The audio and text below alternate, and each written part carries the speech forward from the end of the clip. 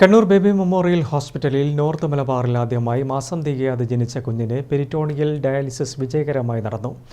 നവജാത ശിശുക്കളുടെ വൃക്ക തകരാറുകൾക്കുള്ള ഏറ്റവും നൂതനമായ ചികിത്സാരീതികളിലൊന്നാണ് BMH നടന്നത്. കണ്ണൂർ ബേബി മെമ്മോറിയൽ ഹോസ്പിറ്റലിലെ നിയോനാറ്റോളജി, നെഫ്രോളജി വിഭാഗങ്ങൾ സംയുക്തമായാണ് മാസം തികയാതെ ജനിച്ച കുഞ്ഞിന് പെരിറ്റോണിയൽ ഡയാലിസിസ് വിജയകരമായി പൂർത്തിയാക്കിയത്. നവജാത ശിശുക്കളുടെ ചികിത്സാ സാധ്യതകളിൽ വഴിത്തിരിവാണ് ഇതെന്ന് BMH നിയോനാറ്റോളജി വിഭാഗം senior consultant doctor P. Prasad Kumar പറഞ്ഞു.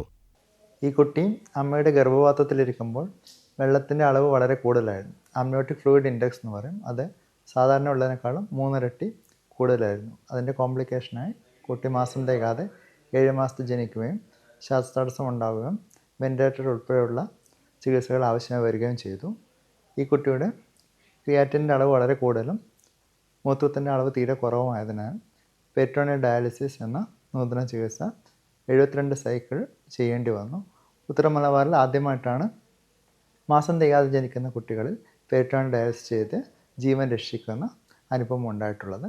2.5 മാസത്തെ നവജാത ശിശു പരിചരണത്തിൽ എല്ലാ നൂതന ചികിത്സകളും നൽകിയതിന് ശേഷം ഈ കുട്ടി രക്ഷപ്പെടുകയും നോർമലായി എല്ലാ അവയവങ്ങളുടെയും വളർച്ച കൃത്യമായി brain, heart, lungs, liver, kidney എല്ലാ അവയവങ്ങളും നോർമൽ അവസ്ഥയിലെത്തിയതിനു ശേഷം ഈ കുട്ടിയെ ആരോഗ്യത്തോടെ നമുക്ക് ഡിസ്ചാർജ് ചെയ്യാൻ കഴിയും. നെഫ്രോളജി വിഭാഗം senior consultant doctor Mithun Ramesh, consultant doctor Shabeen Kumar, doctor P. Prasad, nephrology വിഭാഗം senior consultant doctor Mithun Ramesh, consultant doctor Shabeen Kumar എന്നിവരുടെ നേതൃത്വത്തിലുള്ള വിദഗ്ധ സംഘമാണ് ഈ സങ്കീർണമായ ചികിത്സ വിജയകരമായി പൂർത്തിയാക്കിയത്. നവജാത ശിശുക്കളുടെ വൃക്ക തകരാറുകൾക്കുള്ള ഏറ്റവും നൂതനമായ ചികിത്സാരീതികളിലൊന്നാണ് പെരിറ്റോണിയൽ ഡയാലിസിസ്. നോർത്ത് മലബാറിൽ ആദ്യമായാണ് ഇത്തരമൊരു ചികിത്സാരീതിയെന്ന് ഡോക്ടർമാർ പറഞ്ഞു. കൃത്യസമയത്തുള്ള രോഗനിർണയവും വിദഗ്ധ ടീമിന്റെ ഏകോപനവുമാണ് ചികിത്സ വിജയമാക്കിയത്.